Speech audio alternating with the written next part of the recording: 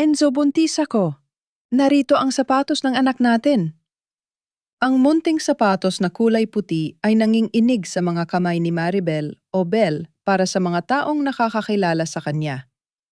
Punong-puno ng pag-asa ang kanyang mga mata habang nakatitig sa asawa. Ngunit ang kagalakang inaasahan niya ay hindi dumating. Sa halip isang malamig at matalim na tingin ang ibinalik sa kanya ni Enzo Villarreal sa gitna ng marangyang ballroom ng isang sikat na hotel sa Cebu. Walang babala kinuha ni Enzo ang munting sapatos at buong laya itong inihagis sa basurahan sa gilid ng buffet table. Hindi ko kailangan ng anak mula sa isang magnanakaw, Belle. Huwag mong gamitin ang peking pagbubuntis mo para takpan ang dumi mo. Ang boses ni Enzo ay sapat na lakas para makuha ang atensyon ng mga negosyante at matatayog na tao sa loob ng silid. Nanigas si Belle sa kinalalagyan niya. Ang paligid na kanina ay puno ng musika at tawanan ay biglang binalot ng bulong-bulungan. Ang kanyang asawa, ang lalaking pinagsilbihan niya sa loob ng 6 na taon, ang lalaking ipinagluluto niya, inaalagaan at lihim na tinutulungan sa mga disenyo ng kumpanya, ay tinitingnan siya ngayon na parang isang basahan. Anong sinasabi mo, Enzo? Nauutal na tanong ni Belle. Ang kanyang puso ay parang pinipiga. Magnanakaw ako! Lumapit si Doña Corazon, ang kanyang biyuda at mapagmataas na biyenan. Nakasuot ito ng mamahaling terno at mga hiyas na kumikinang sa ilalim ng chandelier. Ngunit ang kanyang mukha ay puno ng put. "Huwag ka nang magmalinis, Maribel," pulyaw ni Corazon. "Akala mo ba hindi namin malalaman habang nagpapanggap kang mabuting asawa at nag-aalaga sa biyenan mong may sakit, dahan-dahan mo na palang kinukulimbat ang pera ng Villarreal Construction?" Sa isang iglap, bumukas ang malaking LED screen sa gitna ng stage. Ang screen na dapat sana ay para sa pagpirma ng bagong kontrata. Ngunit hindi plano ng gusali ang lumabas doon. Ang nakita ng lahat ay ang mga bank transfer records, mga dokumentong nagpapakita ng paglipat ng milyon-milyong piso mula sa kumpanya patungo sa isang personal na account sa pangalan ni Maribel de la Cruz. Ang bawat dokumento ay mayroong kanyang electronic signature. "Hindi totoo yan. Hindi ko alam ang tungkol dyan," sigaw ni Belle. Lumingon siya sa mga tao naghahanap ng kahit isang mukhang maniniwala sa kanya. Ngunit ang nakita niya ay ang pangungutya sa mga mata ni Danica Flores, ang finance director ng kumpanya na ngayon ay nakakapit sa braso ni Enzo.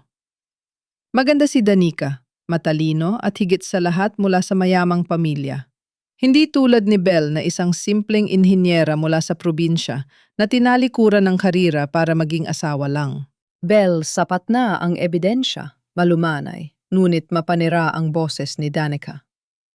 "Maging ang mga materyales sa housing project para sa mga manggagawa sa pier ay pinalitan mo ng mga mumurahin para maibulsa ang sobra. Paano mo nagawa yan sa mga taong nagtitiwala sa atin? Ikaw," turo ni Belle kay Danica, nagsisimula ng mangginig ang kanyang buong katawan sa galit at takot. "Ikaw ang may hawak na mga accounts na yan, Enzo. Maniwala ka sa akin, nililinlang ka nila." Ngunit isang malakas na sampal ang nagpatahimik kay Belle. Napasandal siya sa mesa, ang kanyang pisngi ay nag-aapoy sa sakit. Hindi mula sa biyenan niya ang sampal na iyon, kundi mula mismo kay Enzo. "Huwag mong madamay-damay si Danica sa dumi mo," banta ni Enzo. "Si Danica ang nagligtas sa kumpanya, habang ikaw ay nagnanakaw sa amin. Mula sa araw na ito, tapos na tayo, Belle. Wala akong asawang kriminal." "Pero Enzo, ang anak natin. Totoo ito, may katibayan ako mula sa ospital." Pagmamakaawa ni Belle, ang mga luha ay tuloy-tuloy na sa pag-agos. "Anak," tawa ni Corazon, isang tawang puno ng panghahamak. "Sino ang nakakasiguro kung kanino ang batang yan baka, pati ang pagbubuntis mo ay bahagi lang ng plano mong pagnakawan pa kami lalo?" Hinarap ni Enzo ang mga bodyguard ng hotel. "Ilabas ang babaeng yan, at tiyaking hinding-hindi na siya makakatapak muli sa kahit anong pag-aari ng mga Villarreal." Kinaladkad si Belle ng mga lalaking nakabarong. Sinubukan niyang kumawala, sumigaw siya ng katarungan, ngunit ang boses niya ay nalunod sa malakas na palakpakan ng mga tao Nang ianunsyo ni Doña Corazon na si Danica Flores na ang bagong muka at katuwang ni Enzo sa pamumuno ng kumpanya. Itinapon si Belle sa labas ng hotel. Kasabay nito ang biglang pagbuhos ng malakas na ulan sa lungsod ng Cebu. Napaupo siya sa basang kalsad, ang kanyang simpleng bestida ay dumikit sa kanyang katawan. Ang lamig ng ulan ay nanunuot sa kanyang mga buto, ngunit mas matindi ang lamig na nararamdaman niya sa kanyang puso. Ilang minuto ang lumipas, dumaan ang itim na sasakyan ni Enzo. Huminto ito sa harap niya ng ilang segundo. Bumaba ang bintana at nakita ni Belle ang mukha ng kanyang asawa, ang lalaking hinalikan niya bago ito umalis. Kaninang umaga ang lalaking pinagkatiwalaan niya ng kanyang buhay. Walang salita, isang pirasong papel ang inihagis ni Enzo sa kalsada, direkta sa putikan. Isang petisyon para sa annulment ng kanilang kasal. Habang umaandar palayo ang sasakyan, narinig ni Belle ang isang malutong na tunog. Ang gulong ng mamahaling sasakyan ay dumaan sa ibabaw ng basurahan kung saan itinapon ang sapatos ng kanyang sanggol. Nang tingnan ni Belle ang munting puting sapatos ay durog na pinitpit ng bigat ng sasakyan at nilamon ng maruming tubig ulan. Niyakap ni Belle ang kanyang tiyan. Doon sa ilalim ng madilim na langit at sa gitna ng kahihiyang walang kapantay, isang bagay ang nagbago sa loob niya.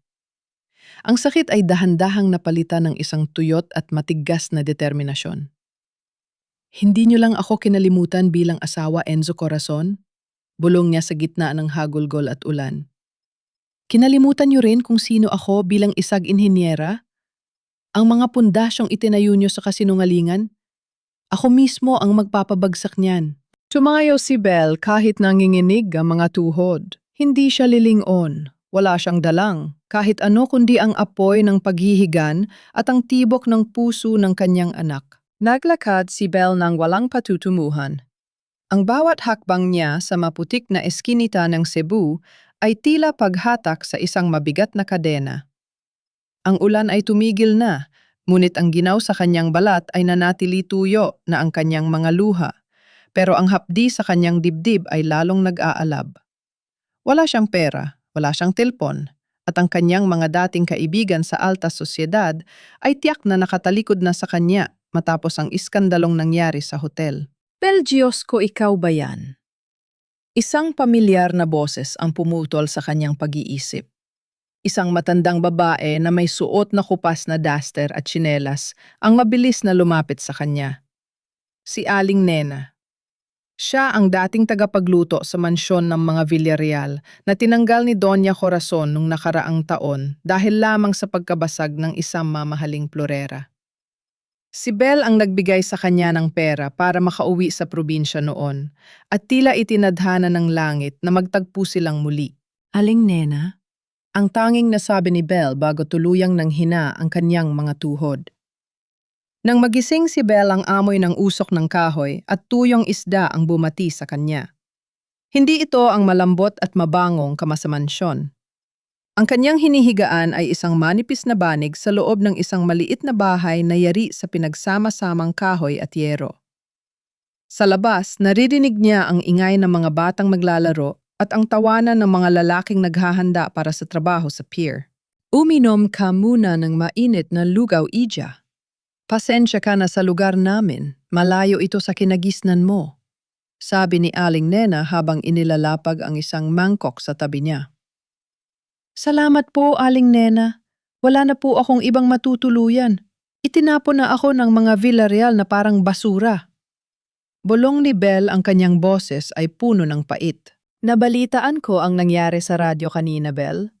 Hindi ako naniniwala sa mga paratang nila. Kilala kita, ikaw lang ang may mabuting puso sa bahay na yon, hinawakan ni Aling Nena ang kamay ni Belle. Dito ka muna. Kahit mahirap kami rito sa squatter area, hindi ka namin pababayaan. Dito ang mga api ay nagtutulungan. Sa mga sumunod na araw, unti-unting nakilala ni Belle ang mga kapitbahay ni Aling Nena. Karamihan sa mga lalaki rito ay mga construction workers, ang mga taong tunay na nagpapatayo ng mga gusaling nakapanggalan sa mga Villarreal. Ngunit sa likod ng mga matatayog na pader na itinayo nila ay ang mga kwento ng pang-aabuso.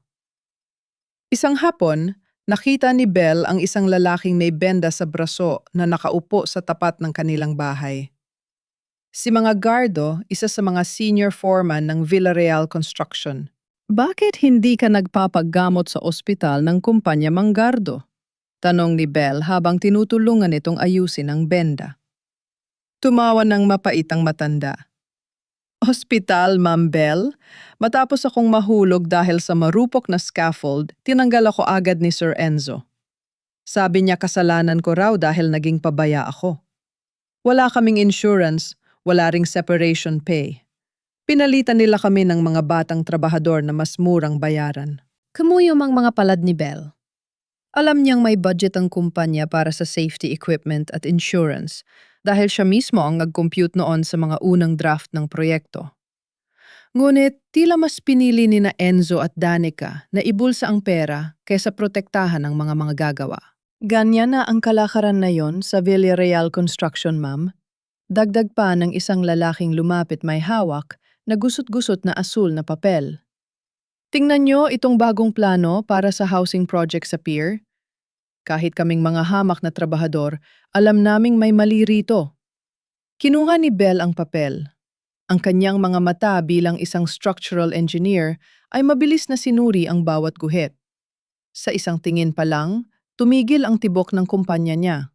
Ito ang kanyang original na disenyo para sa socialized housing project, isang proyektong inilaan niya para sa mga mahihirap na pamilya. Ngunit sa blueprint na hawak niya ngayon, binago ang mga sukat ng pundasyon. Ang mga bakal na dapat ay makapal ay pinanipis at ang mga suporta sa bawat palapag ay tinanggal para makatipid sa espasyo at materyales. Diyos ko! Pulong ni Belle. Nanginginig ang kanyang mga kamay. Hindi ito tatagal ng isang malakas na lindol. Mamamatay ang mga taong titira rito. Iyan ang ipinipilit ipagawa ni Sir Enzo at ng bagong finance director na si Ma'am Danica, sabi ni Manggardo. Sabi nila yan daw ang pinakamodernong disenyo, pero para sa amin, isa itong kabaong nagawa sa semento. Tiningnan ni Belle ang pangalan sa ibaba ng blueprint. Nakasulat doon, approved by Enzo Villarreal, designed by Danica Flores. Isag malakas na sampal sa kanyang pagkatao. Hindi lang ninakaw ni Danica ang kanyang asawa at ang kanyang pera, ninakaw din nito ang kanyang talino at ginamit ito para pumatay ng tao sa pamamagitan ng substandard na konstruksyon. Napatingin si Belle sa paligid ng maliit na komunidad. Ang mga taong kumupkop sa kanya, ang mga taong naghahati-hati sa kakarampot na pagkain ay sila ring mga taong magiging biktima ng kasakiman ni Enzo.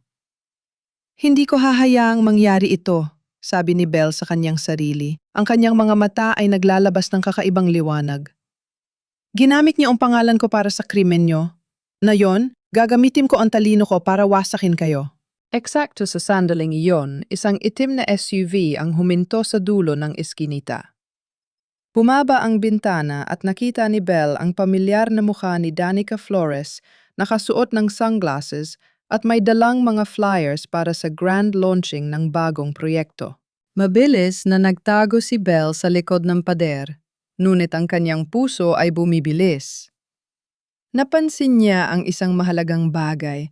May hawak si Danica na isang kulay gintong folder na may selyo ng gobyerno, ang building permit na hinding-hindi dapat maaprubahan kung malalaman ng otoridad ang tunay na kalagayan ng lupa. Ngunit may mas malaking sorpresa pa kay Belle. Sa likod ng folder ni Danica, nakita ni Belle ang isang pamilyar na pirasong papel na nakaipit ito ay ang huling pahina ng kanyang nawawalang engineering license na kinuha ni Enzo bago siya palayasin. Hinahanap niyo ako? Bulong ni Belle habang nakatingin sa papalayo na sasakyan. Maghintay lang kayo. Dahil ang pundasyong sinira niyo ako ang magiging dahilan ng inyong pagguho. Kailangan kong bumalik sa impyernong yon. Ito ang tanging nasa isip ni Belle habang tinititigan ang kanyang refleksyon sa isang basag na salamin sa bahay ni Aling Nena. Hindi siya babalik para magmakaawa. Babalik siya para sa isang tao, si Don Vicente ang kanyang biyenang lalaki. Si Don Vicente ang tanging Villarreal na nagpakita sa kanya ng tunay na pagmamahal. Ngunit na yon ay bihag ito ng sarili nitong katawan matapos ang isang malalang stroke. Nababaliw ka na ba, Belle? Pag-aalala ni Aling Nena. Hahanapin ka ng mga pulis doon. Kapag nahuli ka nila, itutuloy nila ang kaso laban sa iyo. Alam kong pasikot-sikot sa mansyong iyon, Aling Nena. 6 na taon akong nagsilbi roon. Alam ko kung anong oras nagpapalit ng shift ang mga guard at alam ko kung saan nakatago ang susi sa silid ni Papa Vicente. Matigas ang loob na sagot ni Belle. May kailangan akong kumpirmahin. Nung huling gabi ko roon may sinubukang sabihin sa akin si Papa, pero hinarangan ako ni Corazon. Gamitang isang lumang jacket at sombrero para itago ang kanyang muka, sumakay si Belle sa isang jeepney patungo sa Forbes Hill, ang eksklusibong subdibisyon kung saan nakatayo ang mansyon ng mga Villarreal. Ang bawat kanto ay nagpapaalala sa kanya ng kanyang dating buhay. Noon dumaan siya rito sakay ng mamahaling kotse. Ngayon, naglalakad siya sa gilid ng kalsada, iniiwasan ang bawat ilaw ng sasakyan. Nakalasot si Belle sa likurang bahagi ng bakod na may siwang dahil sa hindi natapos na renovation. Tahimik siyang pumasok sa quarters ng mga katulong na ngayon walang tao dahil oras na ng hapunan. Ang kanyang puso ay tumitibok ng mabilis parang tambol na narinig sa kanyang pandinig. Nang marating niya ang pinto ng silid ni Don Vicente sa unang palapag, dahan-dahan niya itong binuksan. Ang amoy ng antiseptic at gamot ay sumalubong sa kanya. Doon sa gitna ng madilim na silid, nakahiga ang matanda payat at tila isang anino na lang ng dating makapangyarihang negosyante. Papa? Papa Vicente, ako, ito si Belle. Bulong niya habang hinahawakan ng malamig na kamay ng matanda. Gumagalaw ang mga mata ni Don Vicente. Pilit na ibinubuka ang bibig pero walang tunog na lumalabas. Ngunit ang kanyang mga daliri ay bahagyang kumurot sa kamay ni Belle. Pagkatapos ay itinuro ang ilalim ng kanyang malaking unan. Agad na kinapa ni Belle ang ilalim ng unan. Doon naramdaman niya ang isang matigas na bagay. Isang maliit na kwaderno na may pabalat na balat, ang personal na tala-arawan ni Don Vicente. Bago pa niya mabuksan ang kwaderno, narinig niya ang tunog ng mga takong sa labas ng pasilyo. Ang boses ni Doña Corazon ay papalapit may kausap sa telpono. Siguraduhin mong doblehin ang dosage ng gamot ni Vicente. Ayaw ko siyang makitang gising kapag dumating ang mga abogado bukas para sa pirmahan ng transfer of rights. At iyong babaeng si Belle, kung makita niyo siya, huwag niyo nang tawagan ang pulis. Gawin niyo ang lahat para mawala siya ng tuluyan. Nanlamig ang buong pagkatao ni Belle. Hindi lang pala siya ang gustong wasakin ni Corazon, kundi pati ang sarili nitong asawa. Mabilis na nagtago si Belle sa likod ng makapal na kurtina sa terrace bago pa bumukas ang pinto. Pumasok si Corazon, tiningnan ng madalian ng asawa na parang tinitingnan ng isang sirang kasangkapan at pagkatapos ay lumabas din agad. Nang muling tumahimik, mabilis na tumakas si Belle, palabas ng mansyon, bit-bit ang mahiwagang tala-arawan. Hindi siya huminto hanggat hindi nakabalik sa ligtas na piling ni Aling Nena. Sa ilalim ng liwanag ng isang maliit na bumbilya, binuksan ni Belle ang unang pahina ng tala-arawan. Ang mga sulat ay nanginginig patunay na isinulat ito ni Don Vicente bago siya tuluyang mawala ng kakayahang kumilos. Hunyo 15. Patawarin mo ako, Belle. Alam kong ikaw ang tunay na utak sa likod ng tagumpay ng Villarreal Construction nitong mga huling taon. Nakita ko ang mga drawing mo sa opisina ni Enzo. Nakita ko kung paano niya ninanakaw ang iyong husay. Lumaktaw si Belle sa mga huling pahina at dun ay tumambad sa kanya ang katotohanang yumanig sa kanyang mundo. Isinuko ko ang aking dangal noong kinuha ko ang disenyo mo para sa unang tulay ng Villarreal noong estudyante ka pa lang. Pero bago ako mawala, itatama ko ang lahat. Ang 35% ng kumpanya ay nakapangalan sa iyo, Maribel. Hindi ito alam ni Enzo at Corazon. Ang mga dokumento ay hawak ng kaisa-isa kong pinagkakatiwalaan at Salvador Abad. Hanapin mo siya, Belle. Ikaw ang tunay na tagapagmana ng Villarreal. Napahikbi si Belle. Hindi siya isang hamak na asawa lang na palamuti sa bahay. Siya ang pundasyon ng lahat at ang kumpanyang kumuha sa kanyang dangal ay sa kanya pala sa simula't simula pa lang. Ngunit sa huling bahagi ng pahina, may nakasulat na babala na nagpabilis ng kanyang kaba. Maginggat ka kay Corazon. Hindi siya titigil hanggat hindi mo na ibibigay ang huling pirma. Huwag kang pipirma, Belle. Dahil kapag ginawa mo yon, hindi lang ang kumpanya ang mawawala sa'yo, kundi pati ang iyong buhay. Biglang may kumatok ng malakas sa pinto ng dampa ni Aling Nena. Maribel de la Cruz! Lumabas ka riyan! Alam naming nandyan ka!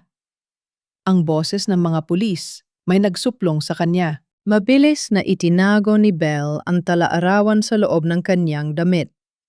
Tiningnan niya si Aling Nena na puno ng takot. Sa labas, nakita ni Belle ang anino ng isang lalaking nakatayo sa likod ng mga pulis, isang lalaking nakasuot ng suit, si Enzo. Tapos na ang laro, Belle, sigaw ni Enzo mula sa labas. Ibigay mo sa akin ang dokumentong kinuha mo sa kwarto ni Papa at baka sakaling hindi kita mabulok sa kulungan. Hindi alam ni Enzo na ang dokumentong hawak ni Belle na yon ay hindi lang papel, ito ang hatol ng kanyang kamatayan sa mundo ng negosyo. Buksan ang pinto, Maribel. Huwag mo nang pahirapan ang sarili mo. Muling sigaw ni Enzo mula sa labas. Nanginginig ang mga kamay ni Belle pero mabilis siyang kumilos. Hindi siya pwedeng mahuli rito. Aling Nena, ang likurang pinto! Bulong niya. Sa tulong ni Aling Nena, itinulak nila ang isang lumang kabinet na humaharang sa maliit na labasan patungo sa estero. Takbo na, iyak ko na ang bahala sa kanila. Mabilis na sabi ng matanda. Pit-pit ang talaarawan, lumabas si Belle sa kadiliman. Dinig niya ang pagkalabog ng pinto ng dampa ni Aling Nena habang binabaybay niya ang masikip at maputik na eskinita ng barangay. Salamat sa mga kapitbahay na sadyang inilabas ang kanilang mga basura at labada sa daan na hirapan ng mga pulis na sundan siya. Pagdating sa kanto, mabilis siyang sumakay sa isang paalis na jeepney. Ang kanyang puso ay hindi pa rin tumitigil sa kaba. Alam niyang hindi na siya ligtas kahit saan. Kailangan na niyang mahanap ang tanging taong makakatulong sa kanya, Oti Salvador Abad. Matapos ang isang oras na paglalakbay at paglalakad sa madidilim na bahagi ng syudad, narating ni Belle ang isang lumang gusali sa dulo ng Colon Street. Dito, matatagpuan ang opisina ni Ati Salvador. Malayo ito sa mararangyang law firm sa Cebu Business Park, pero dito nananatili ang katotohanan. Sino sila? Tanong ng isang matandang lalaking may salamin habang dahan-dahang binubuksan ang pinto. Siya si Ati Salvador. Ako po si Maribel de la Cruz, ang manugang ni Vicente Villarreal. Hingal na sagot ni Belle. Agad na nagbago ang ano ng abogado. Mabilis niya itong pinapasok at sinarado ang pinto. Diyos ko, Ija! Akala ko ay kung ano na ang nangyari sa'yo. Ilang araw na kitang hinahanap. Inilapag ni Belle ang talaarawan sa mesa.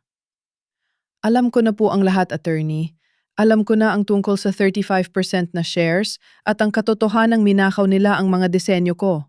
Huminga ng malalim si Salvador at kinuha ang isang makapal na folder mula sa kanyang vault. Hinihintay ko ang pagkakataong ito. Maribel, hindi lang basta shares ang ibinigay sa iyo ni Vicente. Noong nalaman niyang kinuha ni Enzo ang mga plano mo para sa Villarreal Bridge nung estudyante ka pa lang, lihim niyang ipinarehistro ang intellectual property sa pangalan mo. Intellectual property, ulit ni Belle. Oh. Ang bawat gusali, bawat tulay na itinayo ng Villarreal gamit ang co-design mo ay may utang sa iyo. Sa ilalim ng kasunduang ito, ikaw ang may-ari ng mahigit sa sangkatlo ng kumpanya. Hindi ito makuha ni na Corazon dahil ikaw lang ang may hawak ng karapatang pirmahan ang paglilipat nito, paliwanag ni Salvador. Napaupo si Belle. Sa loob ng 6 na taon, pinatira siya sa mansyon na parang isang pulubi habang ang kumpanyang nagpapakain sa kanila ay sa kanya pala ang malaking bahagi. Bakit hindi ito sinabi ni Papa sa akin noon pa? Dahil natatakot siya kay Corazon. Alam ni Vicente kung gaano kadelikado ang asawa niya. At tama siya, Belle. Ang pagkaka-freeze ng accounts mo ang frame up sa'yo sa hotel. Lahat yan ay plano para pilitin kang sumuko at pirmahan ng waiver ng mga shares na ito. Humarap si Salvador kay Belle, ang kanyang muka ay seryoso. Pero may problema tayo. Wala tayong sapat na lakas para labanan sila sa korte ngayon. Hawak ni na Corazon ng media ang pulis at mayroon silang mga peking ebidensya laban sa iyo. Kapag lumabas ka ngayon, ibabasura lang nila ang kaso natin at tuluyan kang ikukulong. Anong dapat kong gawin? Tanong ni Belle, ang kanyang determinasyon ay lalong tumitindi. Kailangan mong maging anino, Maribel. Hayaan mong isipin nilang nagtatago ka sa takot. Habang ginagawa nila ang housing project dun tayo aatake. Alam nating substandard ang materyales na ginagamit nila. Hihintayin nating umabot ang gusali sa pinakamataas na palapag nito sa peak ng kanilang yabang. Inabot ni Salvador ang isang susi kay Belle. Mayroon akong maliit na apartment sa kabilang bayan. Doon ka muna. Gamitin mo ang pangalan mo sa pagkadalaga. Huwag kang lalabas ng walang disguise. Attorney, kailangan ko makahanap ng trabaho. Kailangan kong malapit sa kumpanya para makakuha ng ebidensya sa mga substandard na materyales, sabi ni Belle. Mapanganib yan, Ija. Mas mapanganib kung hahayaan ko silang pumatay na mga inosenteng tao gamit ang mga disenyo ko. Ako ang naglagay ng pundasyon ng kumpanyang yan, attorney. Ako rin ang tanging nakakaalam kung saan ang mahihinang bahagi nito. Tumango si Salvador humanga sa katapangan ng babaeng nasa harap niya. Sige, pero tandaan mo ang babala ko, huwag kang magpapakita hanggat hindi pa handa ang bitag. Dahil kapag nalaman nilang alam mo na ang katotohanan, hindi na lang kulungan ang bagsak mo. Gagawin ni na Corazon ang lahat para siguraduhing hindi ka na makakapagsalita kailanman. Sa labas muling kumidlat. Ang liwanag nito ay tumama sa mukha ni Belle, isang mukhang hindi nakakikitaan ng takot, kundi ng isang planadong paghihigante. Magsisimula na ang pagguho ng Villarreal, bulong ni Belle. Isang linggo ang lumipas. Sa loob ng isang maliit at lumang apartment sa Mandaue, tumitig si Belle sa harap ng salamin. Hawak niya ang isang gunting. Ang kanyang mahaba at itim na buhok, ang buhok na dati ay gustong-gusto ni Enzo na haplusin, ay dahan-dahang nahuhulog sa sahig. Ang babaeng nagmahal sa iyo, Enzo, ay wala na. Bulong niya sa kanyang sarili, habang tinitingnan ang kanyang bagong anyo. Maikli na ang kanyang buhok, lagpas tenga lang, at nilagyan niya ito ng kulay na dark brown. Sa tulong ng makapal na salamin, at mas simpleng pananamit, malayo na siya sa sopistikadong asawa ng isang Villarreal. Nayon siya na si Maribel Cruz, isang biyudang inhinyera mula sa Leyte na naghahanap ng bagong simula. Sa tulong ni Ate Salvador, nakakuha siya ng trabaho sa Apex Quality Inspections, isang third-party firm na kinukuha ng mga malalaking kumpanya para mag-audit ng mga materyales sa konstruksyon.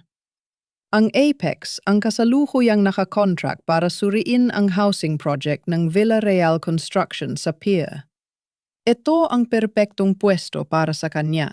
Sigurado ka ba rito, Maribel? Tanong ni Ate Salvador bago siya pumasok sa unang araw ng trabaho. Kapag nakilala ka ni na Enzo o Danica sa site, hindi kita agad mailalabas. Hindi nila ako mapapansin, attorney. Para sa kanila, invisible ako. Isang anino lang na hindi karapat-dapat tingnan. Matapang na sagot ni Belle. Samantala, sa opisina ng Villarreal Construction, hindi maganda ang timpla ni Enzo. Nakatayo siya sa harap ng malaking bintana habang hinihintay si Danica. Ang mga reports tungkol sa housing project ay nagsisimulang magpakita ng mga problema. Ano itong nababalitaan ko, Danica? Bulyaw ni Enzo nang pumasok ang babae. May mga anonymous tips na nakakarating sa Bureau of Construction. Sinasabing substandard daw ang ginagamit nating semento sa Phase 1. Hindi man lang natinag si Danica. Nilapag niya ang kanyang mamahaling bag at uminom ng tubig. Enzo, normal lang ang mga ganyang tsismis sa industry.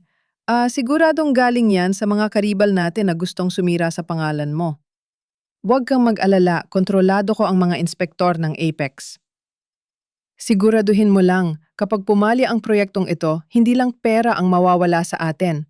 Ang reputasyon ni Papa ang nakataya rito. Pag-aalala ni Enzo. Ang reputasyon ng papa mo ay matagal nang makasalalay sa atin, Enzo. Madiing sabi ni Danica habang lumalapit sa lalaki. Nakalimutan mo na ba kung hindi dahil sa mga adjustment na ginawa ko sa budget, hindi tayo makakakuha ng sapat na pondo para mabili ang shares na gusto mo? Huwag kang maging malambot. Sa kabilang banda narating ni Belle ang construction site sa pier.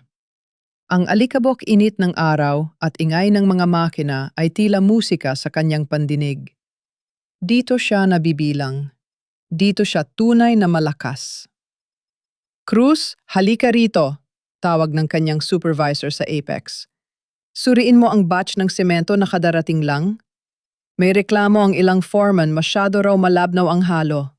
Lumapit si Belle, suot ang kaniyang hard hat at face mask.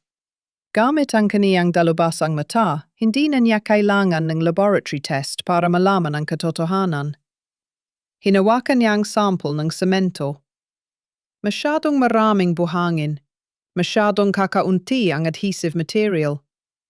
Substandard, bulong niya sa kanyang sarili. Pinapatay niyo ang proyektong ito bago pa man matapos. Habang nagsusulat siya ng report, isang pamilyar na itim na sasakyan ang huminto sa bungad ng site. Bumaba si Enzo at Danica. Ang kanyang puso ay biglang tumalon hindi dahil sa pag-ibig, kundi dahil sa matiding puot na pilit niyang sinusupil. Yumuko si Belle at nagkunwaring bisi sa pagsusuri ng mga bakal. Dumaan ang dalawa sa likuran niya. Tingnan mo ang mga trabahador na yan, Enzo. Mukhang mga langgam na walang alam, tawa ni Danica habang nakatingin sa paligid. Kahit anong iutos natin, susunod sila. Siguraduhin mo lang na walang magsusumbong sa Apex, Danica, sagot ni Enzo. Nang makalayo ang dalawa, tiningnan sila ni Belle mula sa malayo. Ang kanyang mga kamay ay mahigpit na nakahawak sa kanyang clipboard. Mali kayo, Danica, bulong ni Belle. Ang mga langgam na tinatawag nyo ang siyang magpapabagsak sa toreng, itinayo nyo.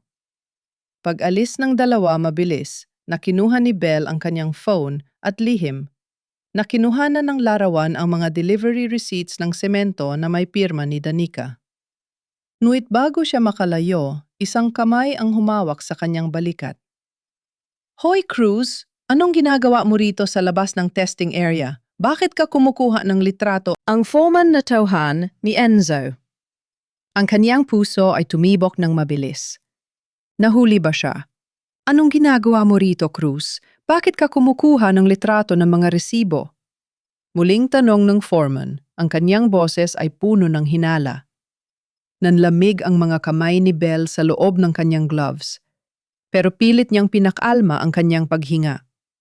Inayos niya ang kanyang salamin at hinarap ang lalaki nang hindi masyadong itinaas ang kanyang muka. Technical documentation lang, foreman, sagot ni Belle sa kanyang boses na ginawa niyang mas paos. Kailangan naming i-verify ang aggregates ratio sa report. Ang utos ng Apex bawat delivery ay dapat may photo evidence para sa audit. Gusto niyo bang tawagan ko ang supervisor ko para magpaliwanag sa inyo? Dahil sa pagbanggit niya ng audit at supervisor, bahagyang umurong ang foreman. Alam ng mga trabahador sa site na ayaw ni na Enzo at Danica ng anumang aberya sa mga inspektor. Sige. Siguraduhin mo lang na para sa report lang yan. Ayaw ni Sir Enzo ng mga pakialamero rito. Bulyaw ng foreman bago lumakad palayo. Nakahinga ng malalim si Belle. Hindi siya pwedeng magtagal sa labas. Kailangan niyang makita ang pundasyon ng Phase 2, ang bahaging natatakpan ng mga lona at scaffolding. Ayon sa kanyang hinala doon, matatagpuan ang pinakamalaking anomala. Naglakad siya patungo sa madilim na bahagi ng konstruksyon, iniiwasan ng mga CCTV at ang mga nagpapatrolyang guard. Nang makarating siya sa likurang bahagi ng mga pangunahing post, kinuha niya ang kanyang flashlight. Ang nakita niya ay nagpatayo ng kanyang balahibo. Ang mga rebars o bakal na ginamit sa mga haligi ay mas manipis kaysa sa orihinal niyang disenyo. Hindi lang yon, may mga bahagi ng simento na nagsisimula ng magkaroon ng mga hairline cracks. Sa isang normal na mata, mukha lang itong gasgas, pero para kay Belle, ito ay senyales ng unti-unting pagguho. Diyos ko, Enzo! Paano mo nasisikmurang itayo ito? Bulong niya habang hinahawakan ng malamig at magaspang na semento. Isang malakas na ulan lang bibigay ang pundasyong ito. Biglang narinig ni Belle ang ingay ng mga sapatos na papalapit. May mga nag-uusap. Siguraduhin mong matatakpan yan ng plastering bukas. Ayokong makita yan ng mga investors na darating sa Lunes, ang boses ni Enzo. Malapit na malapit siya. Mabilis na nagtago si Belle sa likod ng isang malaking tambak ng mga sako ng semento. Pinatay niya ang kanyang flower at pinigilan ng paghinga. Mula sa kinalalagyan niya, tanaw niya ang anino ni Enzo at Danica. Huwag kang masyadong kabahan, Enzo, sabi ni Danica habang hinahaplos ang graso ng lalaki. Ang mahalaga, maibibenta natin ang mga units na ito bago pa lumabas ang anumang problema. Kapag nasa atin na ang pera, bahala na sila sa buhay nila. Pero Danica, paano kung may makakita ng mga bitak na ito bago ang turnover? Tanong ni Enzo, halata ang kaba sa kanyang boses. Iyon ang dahilan kung bakit kailangan nating bilisan ang paglipat ng shares ni Maribel sa pangalan mo. Kapag ikaw na ang may-ari ng lahat, kontrolado na natin ang legal team at ang mga inspectors. Speaking of Maribel, balita ko ay hindi pa rin siya nahahanap ng mga pulis. Tumalikod si Enzo Tila na irita sa pagbanggit ng pangalan ni Belle. Huwag mo nang banggitin ang babaeng yon. Siguradong nagtatago na yon sa kung saang butas sa probinsya. Wala siyang pera, wala siyang koneksyon. Wala na siyang magagawa. Sana nga, sagot ni Danica. Pero hanggang hindi mo nakukuha ang huling pirma niya sa waiver, hindi pa tayo lubos na panalo. Kailangan natin siyang mahanap, Enzo. Buhay o patay. Nanlamig ang buong katawan ni Belle sa narinig. Hindi lang kumpanya ang gusto nilang makuha. Gusto nilang masiguro na hindi na siya kailanman magpapakita. Nang makaalis ang dalawa, lumabas si Belle mula sa pinagtataguan. Ang kanyang mga mata ay puno ng apoy. Hindi lang siya basta biktima rito. Siya ang nakakaalam ng sikreto ng kanilang kabaong na semento. Bago siya umalis sa site, nakakita siya ng isang pagkakataon. Nakabukas ang pintuan ng temporary office ni Danica. Mabilis siyang pumasok at nakita ang isang laptop na hindi nakalock. Hindi siya nag-atubili. Isinaksak niya ang kanyang USB at mabilis na kinopya ang mga huling email ni Danica. Doon niya nakita ang isang dokumento na nagpabilis ng tibok ng kanyang puso. Isang lihim na bank account sa Singapore sa ilalim ng pangalan ni Danica Flores, kung saan dahan-dahang inililipat ang mga pondo ng Villarreal Construction. Nagkakamali ka, Enzo, bulong ni Belle habang dahan-dahang lumalabas ng opisina. Hindi ako ang nagnanakaw sa inyo. Ang ahas na kinakasama mo ang siyang dahan-dahang lumalamon sa kumpanya mo. Bit-bit ang mga ebiden, siya mabilis na lumabas si Belle sa construction site. Ngunit pagdating niya sa gate, hinarangan siya ng isang security guard. Teka, Cruz, buksan mo ang bag mo. May utos si Ma'am Danica. Lahat ng lalabas na inspektor, kailangang i-check ang gamit. Napatigil si Belle. Ang USB na naglalaman ng ebidensya ay nasa bulsa ng kanyang bag.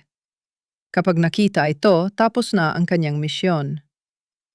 Cruz, ang bag mo, sabi ko.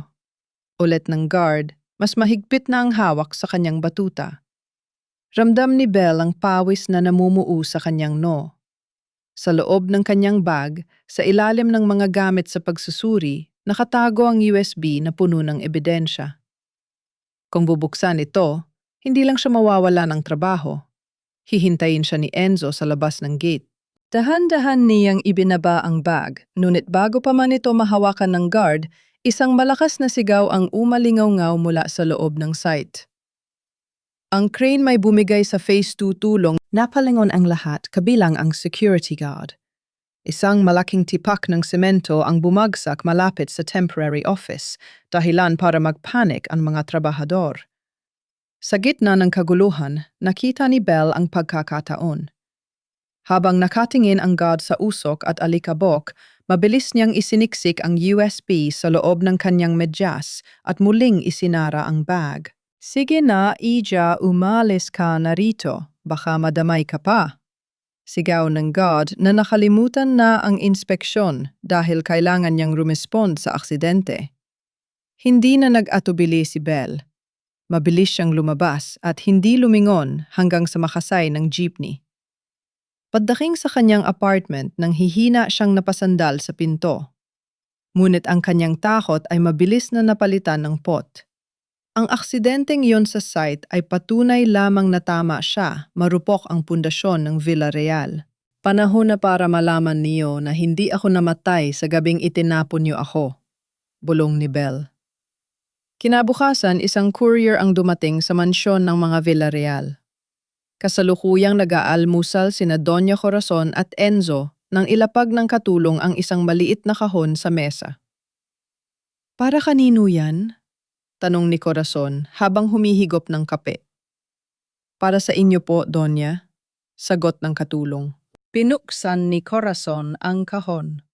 Ang kanyang mukha na kanina ay maputi dahil sa kolorete ay biglang naging kasing puti ng papel. Sa loob ng kahon ay ang munting sapatos ng sanggol. Ang sapatos na durog pinitpit ng gulong ng sasakyan ni Enzo noong gabing yon, ngunit ngayon ay nilinis at maayos, na nakalagay sa ibabaw ng isang pamilyar na papel. Ito ang unang pahina ng talaarawan ni Don Vicente. Nakasalungguhit ang bahaging. Alam ni Vicente kung gaano kadelikado ang asawa niya. Anong problema, ma? Tanong ni Enzo sabay hablot sa kahon. Nang makita niya ang nilalaman na patayo siya, saan galing ito? Sino ang nagpadala nito? Si Maribel. Nanginginig ang boses ni Corazon. Buhay siya, Enzo. At alam niya ang tungkol sa talaarawan ng papa mo. Imposible. Wala siyang pera para gawin ito. Isang pananakot lang ito ng mga kaaway natin, sigaw ni Enzo, pero ang kanyang mga kamay ay nanginginig din.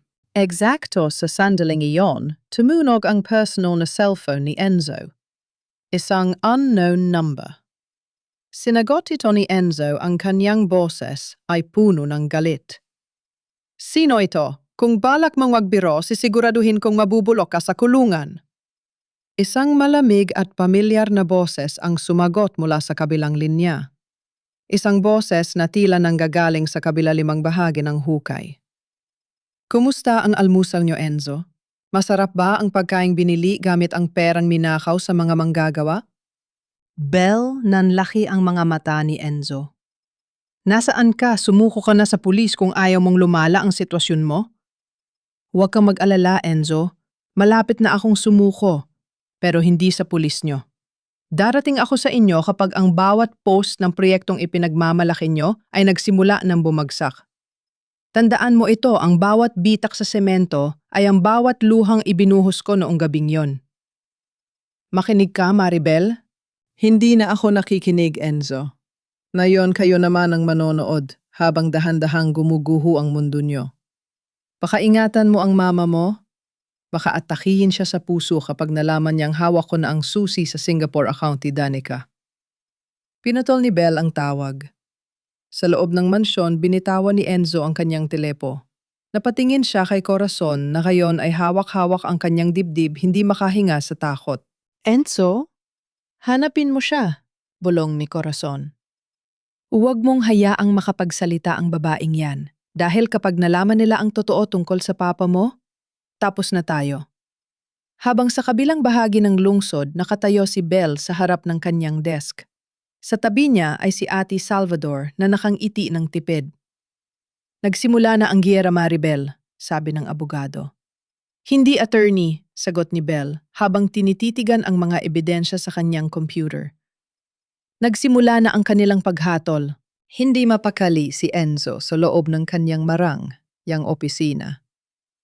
Ang bawat kaluskos sa labas ng pinto ay nagpapatalon sa kanyang kaba. Ang mga salita ni Bell sa telepono ay parang mga mitsa ng dinamitang dahan-dahang nasusunog sa ilalim ng kanyang upuan. Singapore account, paano malalaman ni Bell ang tungkol doon kung wala siyang koneksyon? Bulong ni Enzo sa sarili. Tumingin siya kay Danica, nakapapasok lang seryoso ang mukha at tila may iniisip din. Danica, kailangan nating mag-usap. May sinabi si Bell tungkol sa isang account sa Singapore. Totoo ba ito? Sandaling napatigil si Danica, ngunit mabilis na bumalik ang kanyang malamig na aura. Enzo, huwag kang magpadala sa pananakot ng babaeng yon. Desperado na siya. Malamang ay narinig niya lang ang pangalan ng Singapore sa mga meeting natin noon at ginagamit niya yon para pag-awayin tayo. Pero bakit siya ganoon kumpiyansa, Danica? Kung may itinatago ka sa akin, sabihin mo na ngayon. Dahil kapag ang kumpanya ang nadamay, hindi kita mapoprotektahan, banta ni Enzo. Wala akong itinatago, Enzo. Magtiwala ka sa akin, sagot ni Danica sabay haplos sa pisngi ng lalaki. Pero sa likod ng kanyang mga mata, naroon ang takot. Habang nagtatalo ang dalawa, si Bell ay nasa tapat ng kanyang laptop sa apartment. Katabi niya si Ate Salvador.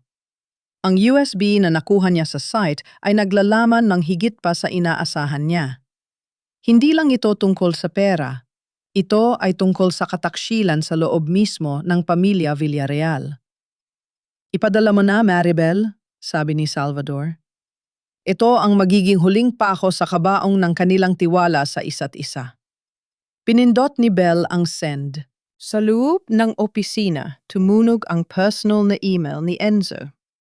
Pinuksan niya ito at tumambad sa kanya ang mga screenshot ng bank transfers, mga dokumentong nagpapakita na sa loob ng 3 taon dahan-dahang binabawasan ni Danica ang pondo ng Villarreal Construction at inililipat ito sa isang kumpanyang nakapangalan sa kanyang dating kasintahan sa ibang bansa. Hindi lang iyon. May mga kalakip ding larawan ni Danica na kasama ang lalaking iyon sa isang hotel sa Makati nung mismong gabi na sinabi ni Danica kay Enzo na nasa isang business seminar siya. Hayop ka!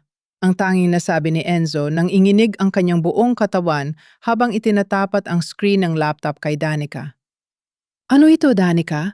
Ito ba ang sinasabi mong pagtitipid para sa kumpanya? Ang nakawin ng pera ko para sa lalaki mo? Nanlaki ang mga mata ni Danica. Sinubukan niyang lumapit pero itinulak siya ni Enzo ng malakas. Enzo, makinig ka? Mapapaliwanag ko yan. Ginawa ko lang yon dahil natatakot ako na baka iwan mo rin ako, gaya ng ginawa mo kay Bell. Sigaw ni Danica, nagsisimula ng umiyak, isang iyak na alam ni Bell na peke. Huwag mong banggitin ang pangalan ni Bell. Si Bell, kahit kailan, ay hindi ako ninakawan. Ikaw? Pinagkatiwalaan kita pero mas masahol ka pa sa ahas, bulyaw ni Enzo. Sa gitna ng kanilang sigawan, biglang bumukas ang pinto at pumasok si Doña Corazon, hinihingal at tila malapit ng himatayin. Enzo, tama na yan, May. Mas malaking problema tayo. Ano pa, ma? Naninakawan tayo ng babaeng ito? Turo ni Enzo kay Danica. Hindi lang yon, sigaw ni Corazon. Ang ospital, tumawag ang nurse ni Vicente. May nakita silang bakas ng lason sa dugo ng papa mo. Ang gamot na ibinibigay sa kanya, hindi yon para sa stroke. May nagpalit na mga reseta. Natahimik ang buong silid. Tumingin si Enzo kay Corazon pagkatapos ay kay Danica. Ikaw ang may hawak na mga gamot ni Papa, di ba? Tanong ni Enzo kay Danica, ang kanyang boses ay puno ng kilabot. Ikaw ang nag-aasikaso sa nurse niya. Tumawa ng mapait si Danica, ang kanyang mukha ay biglang nagbago. Wala na ang maskara ng pagkukunyari. Ako? Ako lang ba, Enzo? Bakit hindi mo tanungin ang mahal mong ina? Tumingin si Danica kay Corazon na ngayon ay napasandal sa pader. Doña Corazon ang nag-utos sa akin na bilisan ang pagpapahinga ni Don Vicente. Sabi mo, Corazon, sawang-sawa ka na sa pag-aalaga sa asawa mong wala namang silbi? Sabi mo, kailangan nating makuha ang buong kontrol sa kumpanya bago pa magising ang konsensya niya. Magsinungaling ka, Danica. Sigaw ni Corazon, pero ang kanyang panginginig ay sapat na para malaman ang katotohanan. May ebidensya ako, Corazon, nakarecord ang bawat pag-uusap natin, ganti ni Danica. Enzo, ang nanay mo, ang tunay na demonyo rito. Ginamit niya lang ako para gawin ang maruming trabaho. Napahawak si Enzo sa kanyang ulo. Ang kanyang mundo ay nagigiba. Ang asawang itinapon niya ay walang sala, habang ang mga taong katuwang niya sa buhay ay mga mamamatay tao at magnanakaw. Sa kabilang bahagi ng lungsod, nakikinig si Belle sa buong pag-uusap sa pamamagitan ng isang maliit na listening device na lihim niyang itinanim sa ilalim ng desk ni Enzo noong huling pasok niya sa site office. Ang kanyang mga luha ay dahan-dahang pumatak, hindi dahil sa lungkot, kundi dahil sa wakas ay lumabas na ang katotohanan. Narinig niyo ba yon, Papa Vicente? Bulong ni Belle habang tinititigan ng larawan ng kanyang biyenan. Malapit na silang magbayad. Ngunit ang tagumpay ni Belle ay pansamantalang naputol nang biglang bumukas ang pinto ng kanyang apartment. Si Aling Nena hinihingal at puno ng takot. Belle, takbo na. May mga lalaking armado sa labas. Mukhang nahanap na nila ang lugar na ito. Sa labas narinig ni Belle ang hiyaw ng mga gulong ng sasakyan at ang tunog ng mga Aling Nena, sa likod! Takbo! Sigaw ni Belle habang mabilis na isinisiksik ang laptop at ang tala-arawan ni Don Vicente sa kanyang backpack. Ang tunog ng mga yabag sa hagdanan ay parang martilyo na bumubugbog sa kanyang dibdib. Hindi na ito legal na labanan. Ito ay usapin na ng buhay at kamatayan. Sa labas ang langit ng Cebu ay nagsisimula ng magdilim at ang hangin ay naging marahas isang babala ng paparating na bagyo. Mabilis silang nakababa sa fire escape sa likod ng lumang apartment. Muntik nang madulas si Belle dahil sa basa at madulas na bakal. Ngunit bago pa man sila tuluyang makababa isang putok ng baril ang umalingaw-ngaw. Ting tumama ang bala sa bakal na hawakan ng hagdan, ilang pulgada lang ang layo sa kamay ni Belle. Doon nakita ko sila. Sigaw ng isang lalaking nakaitim na bonnet. Belle, mauna ka na. Kaya ko na ang sarili ko. Iyak ni Aling Nena, ngunit hindi siya iniwan ni Belle. Hinila niya ang matanda patungo sa madidilim na eskinita ng Mandaue na kabisado niya mula sa kanyang pag-iinspeksyon. Sa gitna ng papalakas na ulan isang sasakyan, ang biglang huminto sa dulo ng kalsada, pinatay ang ilaw. Bumukas ang pinto at lumabas si Ate Salvador. Pasok, bilisan niyo! Sigaw ng abogado. Nang makasakay sila at mabilis na humarurot palayo, napasandal si Belle sa upuan, hinihingal at basang-basa. Nalaman nila kung nasaan ako, attorney. Hindi na sila titigil. Wala na silang oras para humabol sa iyo, Maribel, seryosong sabi ni Salvador habang nakatingin sa windshield. Tingnan mo ang labas. Ang bagyong ito ang tatapos sa Villarreal Construction. Habang bumubuhos ang ulan, dinala sila ni Salvador sa isang mataas na bahagi ng lungsod kung saan tanaw ang construction site sa pier. Sa ilalim ng mga kidlat, makikita ang dambuhalang anino ng housing project.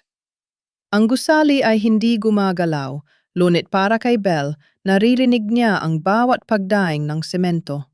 Samantala sa construction site ang sitwasyon ay isang bangungot.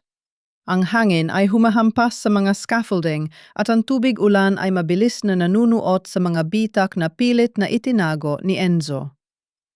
Sir Enzo, kailangan nating ilikas ang mga tao. Ang phase 2, gumagalaw ang pundasyon. Sigaw ng isang engineer sa gitna ng ingay ng bagyo. Hindi pwedeng ihinto ang trabaho. Puliaw ni Enzo habang basang-basa rin ang kanyang suit. Bukas na ang grand launching. Libu-libong tao ang darating kasama ang mayor at ang mga foreign investors. Kapag hindi natin itinuloy ito, bangkarot na tayo.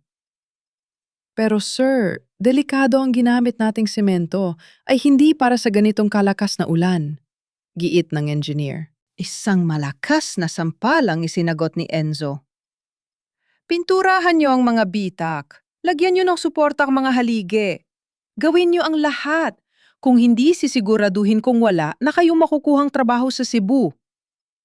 Sa isang gilid, nakita ni Enzo si Danica na dahan-dahang naglalakad patungo sa kanyang sasakyan, bit-bit ang kanyang mga gamit.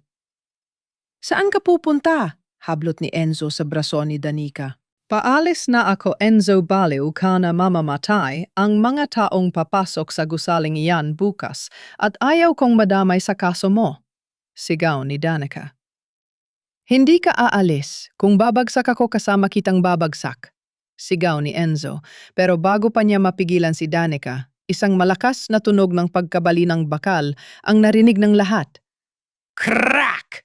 Ang malaking crane sa itaas ng Phase 2 ay dahan-dahang tumagilid. Ang lupa sa ilalim nito ay nagsisimulang lumambot.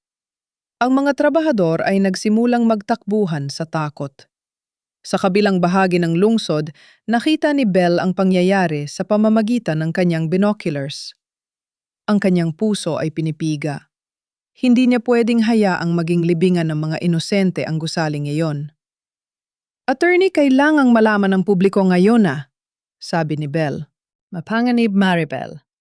Kapag nagpakita ka ron, baka hindi ka na makalabas ng buhay, babala ni Salvador.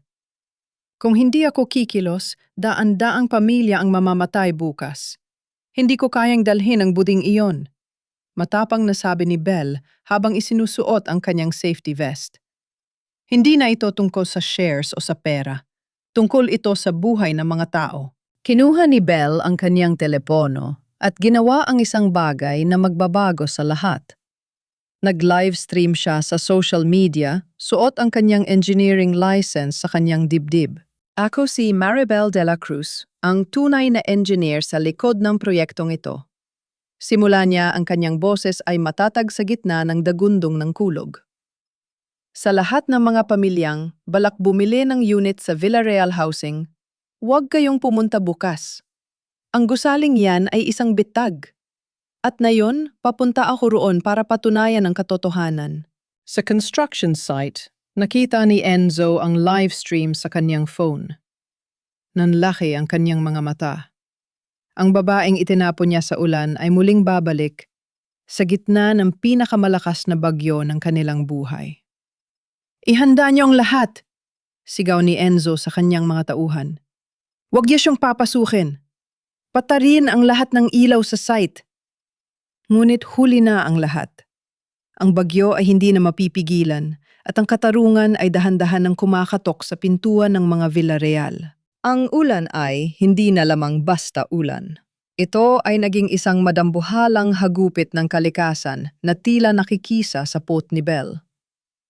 Ang construction site ng Villarreal Housing Project ay naging isang dagat ng putik.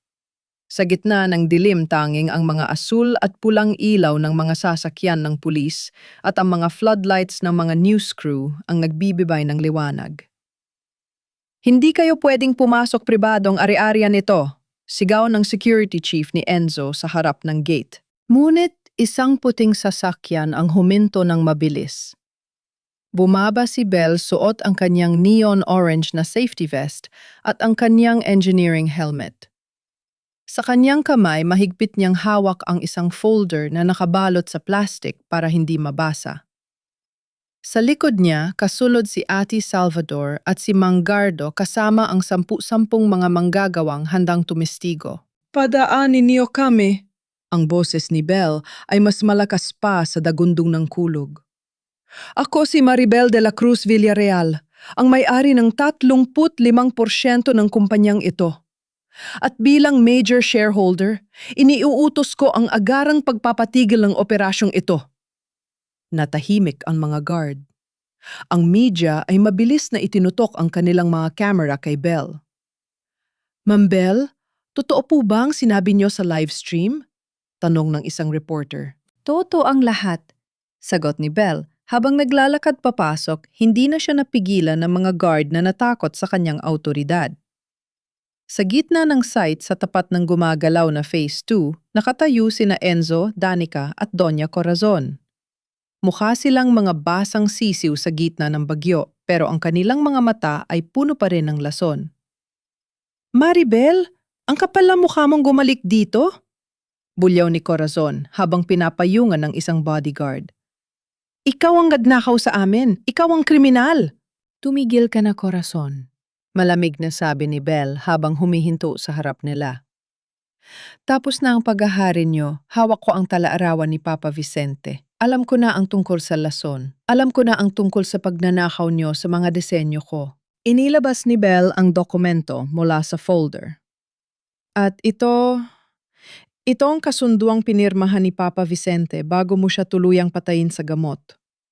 Ako ang may-ari ng mahigit sa sangkatlo ng Villarreal Construction. Sa madaling salita, Enzo, ikaw ay nagtatrabaho na para sa akin. Hindi totoo yan, Peke. Ang dokumentong yan, sigaw ni Enzo sa subukan niyang hablutin ang papel. Pero mabilis siyang hinarangan ni Manggardo at ng mga manggagawa. Sir Enzo Tamana, sabi ni Manggardo. Nakita namin kung paano niyo pinalitan ang mga bakal. Nareto ang mga ebiden, siya ng substandard na semento. Biglang narinig ang isang nakakapangilabot at tunog. Grrrrrrrr! Boom! Ang lupa sa ilalim ng Phase 2 ay tuluyan ang bumigay. Ang kanang bahagi ng gusali kung saan matatagpuan ang mga pangunahing haligi na sinuri ni Belle ay dahan-dahang gumiling. Ang mga tao ay nagsigawan at nagtakbuhan palayo. Ang gusali ba, bagsak ang gusali, sigaw ng isang trabahador. Sa harap ng mga kamera, ang ipinagmamanaling proyekto ng mga Villarreal ay nagsimulang magkapira-piraso. Ang mga banig ng semento ay nahuhulog na parang mga biskwit. Sa isang iglap, ang grand launching na dapat ay bukas ay naging isang grand disaster. Hindi. Ang pera ko. Ang kumpanya ko. Iyak ni Enzo habang nakaluhod sa putikan pinapanood ang kanyang pangarap na maging abo. Enzo, tumakas na tayo, hila ni Danica sa braso ni Enzo. Bit-bit ang kanyang bag na puno ng pera at alahas. Habang magulo, paumalis na tayo. Ngunit bago pa sila makahakbang, hinarangan na sila ng mga pulis. Danica Flores, Enzo Villarreal at Corazon Villarreal, sabi ng hepe ng pulisya. Inaaresto namin kayo sa kasong large-scale fraud, falsification of public documents at attempted murder kay Vicente Villarreal. Bitawan niyo ako. Hindi niyo alam kung sino ang kinakalaban niyo. Sigaw ni Corazon habang pilit na pinupusasan. Tiningnan ni Belle ang kanyang biyenan. Alam ko kung sino ang kinakalaban ko, Corazon. Isang babaeng walang puso na handang pumatay ng sariling asawa para sa kapangyarihan.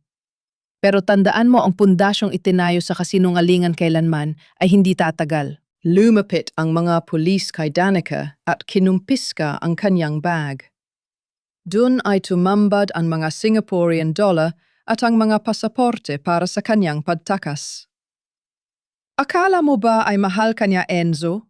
Tanong ni Belle habang tinititigan ang kanyang asawa na ngayon ay wala ng kibo na katulala sa guho ng gusali. Gagamitin ka lang niya at iiwan sa gitna ng dumi. Eksakto sa ginawa mo sa akin. Belle, patawarin mo ako. Bulong ni Enzo, ang mga luha ay humahalo sa ulan. Para sa anak natin, parang awa mo na. Ang anak ko ay hindi magkakaroon ng amang kriminal at mamamatay tao, sagot ni Belle. Ang kanyang boses ay walang bakas ng pag-aalinlangan. Ibibigay ko sa kanya ang lahat. Ang pangalan ko, ang dangal ko at ang katotohanan, pero ikaw, mananatili kang isang alaala ng isang pagkakamaling, hinding-hindi ko na uulitin. Habang isinasakay ang mga Villarreal sa mobile ng pulis, ang ulan ay dahan-dahang tumila. Ang mga bituin ay nagsimulang sumilip sa likod ng mga ulap. Nakatayo si Belle sa gitna ng site, pagod, ngunit malaya. Lumapit sa kanya si Ate Salvador at tinapik ang kanyang balikat. Tapos na, Maribel, nakuha mo na ang katarungan. Hindi pa po, attorney, sagot ni Belle, habang nakatingin sa mga manggagawang nawalan ng trabaho dahil sa kasakiman ng mga Villarreal. Ngayon pa lang magsisimula ang tunay na pagtatayo, at sa pagkakataong ito, sisiguraduhin kong ang pundasyon ay gawa sa katapatan. Sumikat ang araw sa lungsod ng Cebu na tila humihingi ng paumanhin sa bagsik ng bagyong nagdaan. Ang mga kalsada ay tuyo na at ang bawat dumi ng putik ay unti-unti nang nililinis ng mga bumbero. Ngunit para sa pamilyang Villarreal, wala ng tubig ang makakapaglinis sa mansa ng kanilang pangalan. Sa loob ng Cebu City Jail, nakaupo si Doña Corazon sa isang malamig na silya. Wala na ang kanyang mga mamahaling alahas, wala na ang kanyang terno. Ang suot niya ngayon ay ang kulay kahel na uniforme ng mga bilanggo. Sa kabilang selda, naroon si Danica na wala nang ginawa kundi umiyak at isisi ang lahat sa pamilyang Villarreal para makakuha ng state witness status, isang bagay na hindi ibinigay ng korte dahil sa bigat ng kanyang sariling kasalanan. Si Enzenzo naman ay naiwang mag-isa sa isang pasilidad.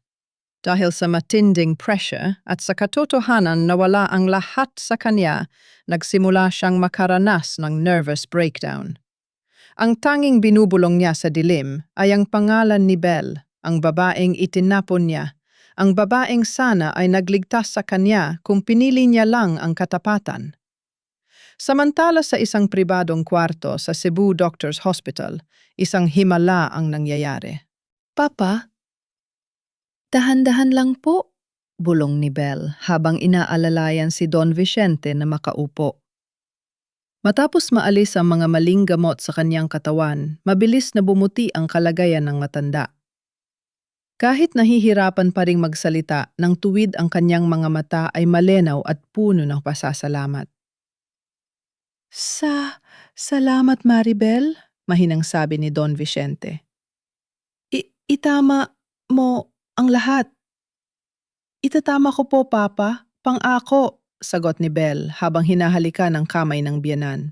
Isang buwan matapos ang iskandalo, muling binuksan ang Villarreal Construction. Ngunit sa ilalim na ng bagong pangalan, Dangal Engineering and Design. Sa harap ng kumpanya nakatayo si Belle, sa harap ng mga media at ng daan-daang manggagawa. Hindi na siya ang tahimik na asawang nagtatago sa likod ni Enzo. Siya na ang tumatayo bilang president at CEO. Ang pundasyon ng kumpanyang ito ay hindi na bakal at semento lang. Anunsyo ni Belle, ang kanyang boses ay umalingaw-ngaw sa buong lungsod. Ang bagong pundasyon natin ay ang pawis ng mga manggagawang hindi na muling aabusuhin at ang katapatan sa bawat pamilyang titira sa mga gusaling itatayo natin. Ang unang proyekto ng Dangal Engineering ay ang muling pagpapatayo ng housing project sa pier. Ngunit sa pagkakataong ito, si Belle mismo ang nagsuri sa bawat sako ng semento at bawat sukat ng bakal. Ginawa niyang supervisor ng workers' welfare si Aling Nena upang masiguro na bawat manggagawa ay may insurance sapat na sahod at dignidad sa trabaho. Isang hapon habang naglalakad si Belle sa tabi ng dagat sa South Road Properties, huminto siya para pagmasdan ng papalubog na araw. Hinawakan niya ang kanyang tiyan na ngayon ay kapansin-pansin na ang laki. 7 buwan na ang kanyang sanggol. Anak, tingnan mo ang dagat, bulong ni Belle, may niti sa kanyang mga labi. Malinis na ang hangin, wala na tayong kailangang itago. Ang pangalan mo ay hindi magiging simbolo ng nakaw na yaman, kundi simbolo ng isang inang lumaban para sa katotohanan. Naramdaman niya ang isang mahinang sipa mula sa loob. Tila sumasagot ang kanyang anak, tila sinasabing handa na rin. Itong harapin ang mundo.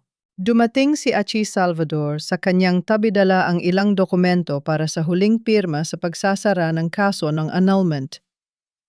Malaya ka na Maribel sa lahat ng aspeto, sabi ng abogado. Salamat, attorney. Pero alam nyo, noon pa man malaya na ako. Noon pa man gabing itinapon nila ako sa ulan at napagtanto kong wala akong ibang kailangan kundi ang sarili ko at ang anak ko, sagot ni Belle. Tumingin siya sa malayo sa direksyon kung saan matatagpuan ang mga bagong post ng kanyang proyekto. Ang mga gusaling iyon ay tatayo ng matatag hindi dahil sa galing ng kanyang disenyo, kundi dahil ang bawat bahagi nito ay itinayo ng may dangal. Ang kwento ni Maribel Belle de la Cruz ay hindi nagtapos sa paghihiganti. Nagtapos ito sa pagtatayo ng isang buhay na hindi na muling mabubuwag ng kahit anong bagyo. Dahil ang isang babaeng nakatayo sa sarili niyang mga paa ay isang arhitekto ng kanyang sariling kaligayahan. 2 taon ang lumipas. Isang malaking billboard ang nakatayo sa gitna ng Cebu City.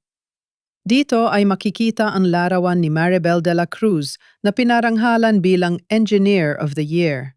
Sa ilalim ng billboard, isang lalaking marungis at may bit-bit na sako ng basura ang tumigil.